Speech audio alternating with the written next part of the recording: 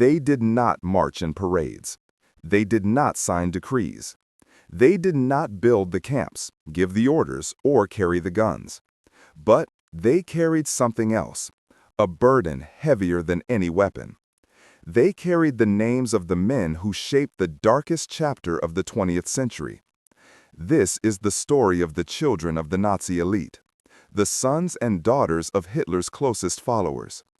Innocent by birth, yet forever connected to monstrous crimes.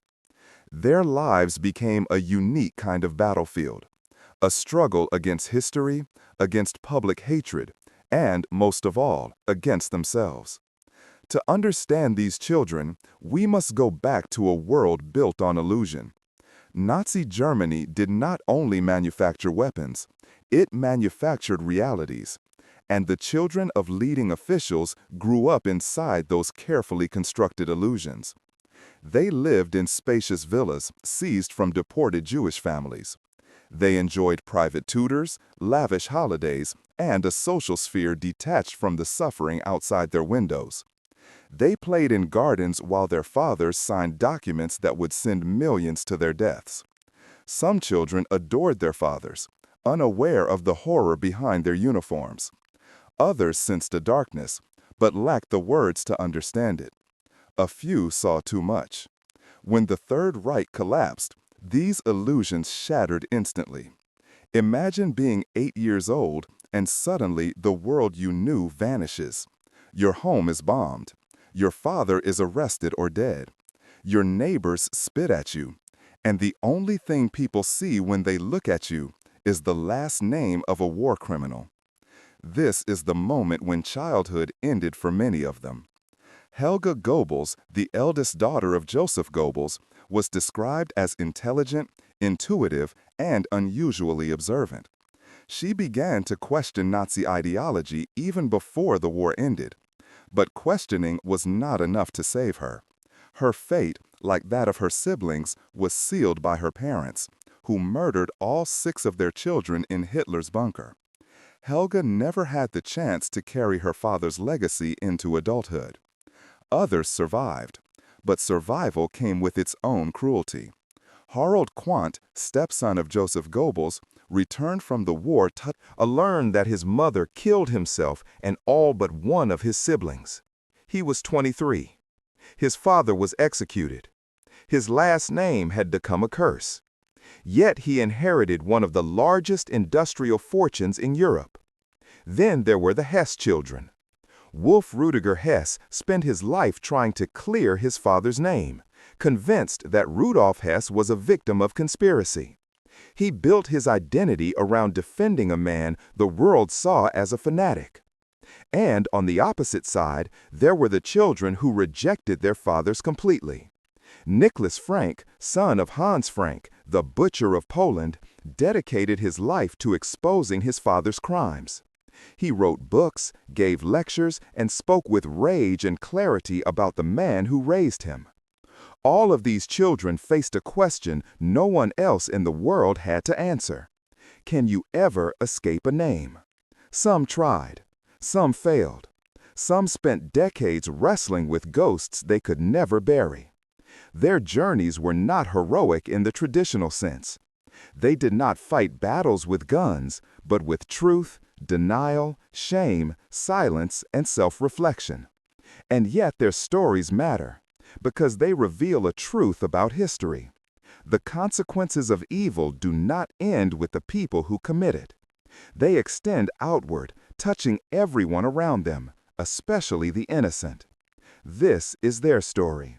A story of trauma, identity, and the fight to reclaim a life stolen by the crimes of others.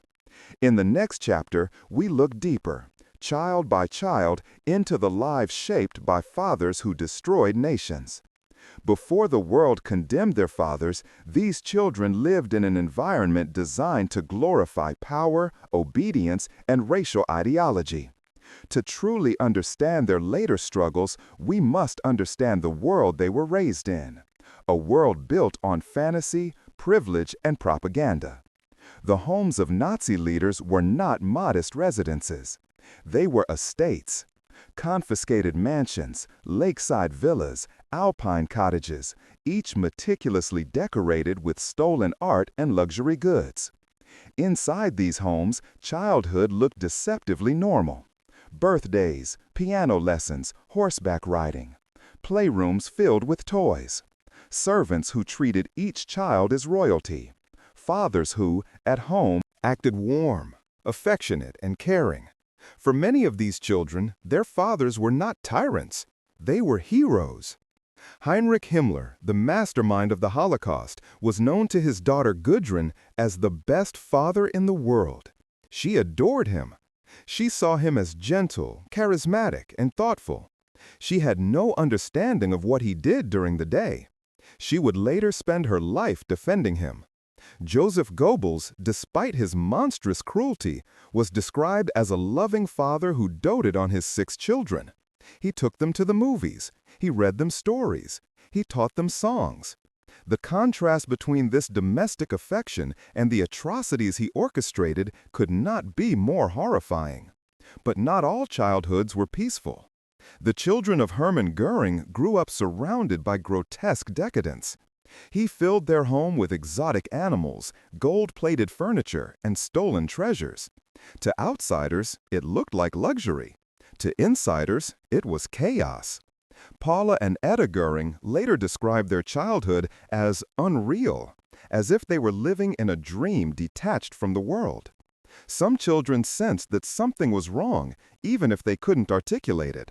The sound of bombs, the whispers of adults, the sudden disappearances of neighbors, the strange, tense visits by people in uniform. But every question was met with the same reply: "You're too young to understand." And so they grew up inside a carefully curated bubble, one designed to shield them from the moral reality of their father's actions. Then, in 1945, the bubble burst. Across Germany, children of Nazi leaders watched their homes burn. Their fathers fled or died. American or Soviet soldiers arrested relatives. Teachers refused to look at them. Neighbors spat at them. Reporters chased them. And for the first time in their lives, they realized that their fathers were not heroes. They were criminals. The next years would be the hardest. These children, many only 10 or 12, were forced to confront truths that even adults struggled to accept. Some denied everything. Some collapsed mentally. Some tried to build new identities. Others were consumed by the past. This is where their lives truly split into different paths shaped by trauma, guilt, anger, or, rarely, healing. In the next block, we explore how each individual child faced the legacy of their father and the world that refused to forget who they were. The end of the war did not mean the end of suffering. For the children of Nazi leaders, it was only the beginning.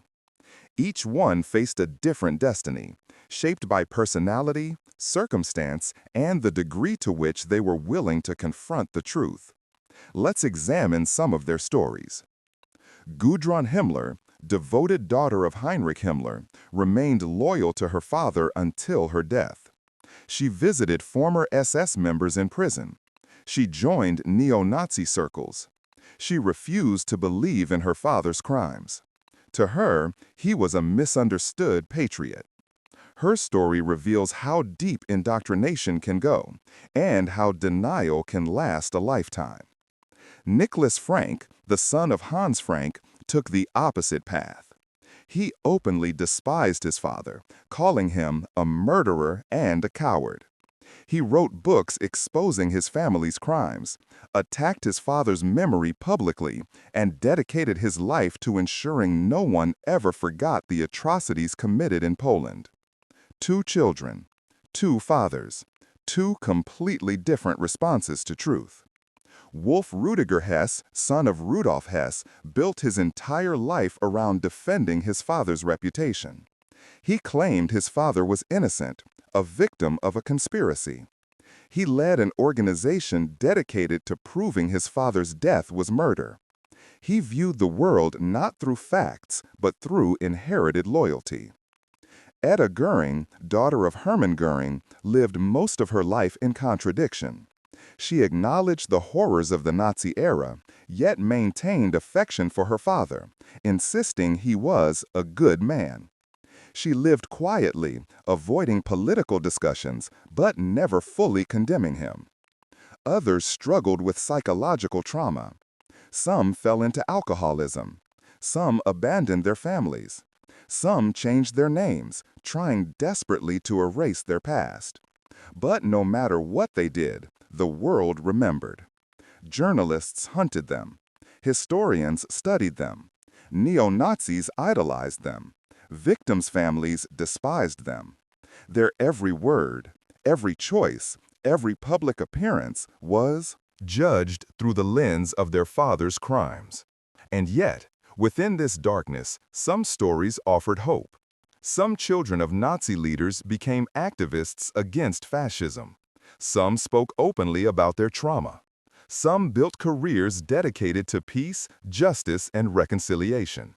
Their lives remind us that evil is not inherited. Choices are. In the final block, we explore the ultimate question: can the burden of a name ever be lifted? Or are the children of evil men forever trapped in a past they did not choose? Can you ever escape a last name synonymous with terror?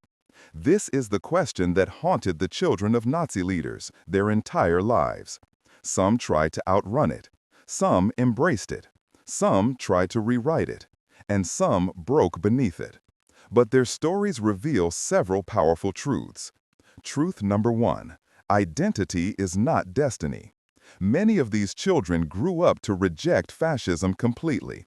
They spoke publicly about the dangers of indoctrination, the importance of moral responsibility, and the necessity of remembering history honestly. Truth number 2: silence is a prison. Those who refused to confront the past often suffered the most. Denial offered temporary comfort, but lifelong torment. Truth number 3: healing requires courage. Some children met with survivors, apologized publicly, or dedicated their careers to humanitarian work. They broke a cycle of hatred that their fathers had helped create. And finally, truth number 4: the world still struggles with forgiveness. Even decades later, books, documentaries, and interviews about these children attract controversy. People want to know, should they be judged, pitied, forgiven? There is no universal answer, but one thing is clear. These children force us to confront an uncomfortable reality, that evil leaves ripples through generations, and the innocent do not always escape its reach. Today, most of them are gone, but their stories remain as warnings, lessons, and as reminders. The legacy of the Third Reich did not end in 1945.